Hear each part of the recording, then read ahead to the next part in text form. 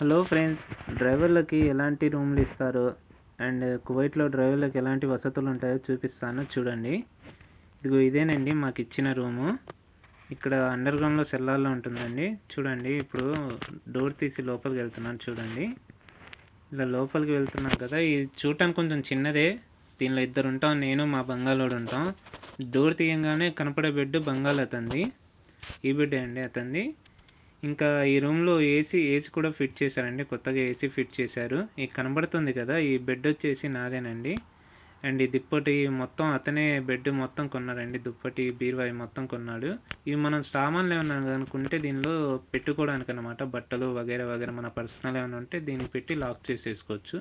And ఇది chair నాకు బయట ఎవరు పెట్టేసి అది తీసుకొచ్చి రూమ్లో పెట్టానండి. ఇది చిన్న ఫ్రిడ్జ్ అండి, మాకు ఇచ్చిన రూమ్లో చిన్న ఫ్రిడ్జ్. అండ్ వాటర్ వేడి చేసుకోవడానికి ఇది ఒకటండి.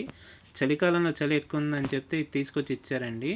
అండ్ ఫ్రిడ్జ్ లోపల ఇలా ఉంటుందండి, చిన్న ఫ్రిడ్జ్ కదా, దీనిలో ఎక్కువ సామాన్లు పట్టు అయినా పనిచేస్తుందండి. ఇది కూడా లేని వాళ్ళు చాలామంది ఉన్నారు. ప్రతి నెల మాకు మా కువైట్ ఇలా నూనె అండ్ నూనె ఇలా తీసుకొచ్చేసి ప్రతి నెల ఇస్తుంటాడండి. అండ్ ఇంకా పాల డబ్బా కూడా ఇస్తాడండి, నూనె పాల డబ్బా, ఇంకా సరుకులు ఇస్తాడండి, బియ్యం అలాంటివి ఇస్తాడు. అదే ఇప్పుడు మా బాత్రూమ్ కూడా చూపిస్తాను చూడండి మీకు. బాత్రూమ్ కూడా ఇది లోపల బాత్రూమ్ అండి. ఇది వచ్చేసేసి లోపల మొత్తం హాట్ వాటర్ ఉంటాయి, కూల్ వాటర్ ఉంటుందండి. మాకైతే పర్లేదండి. ఇంకా ఇలా వసతులు లేని వాళ్ళు చాలామంది ఉన్నారండి. ఇది వాష్ బేసిన్, ఇది మొత్తం చాలా బాగుంటుందండి రూమ్. కాకపోతే చిన్నది, హైట్ కూడా చిన్నదండి. 6 ఫీట్స్ వాళ్ళైతే వంగి రావాల్సి వస్తుంది.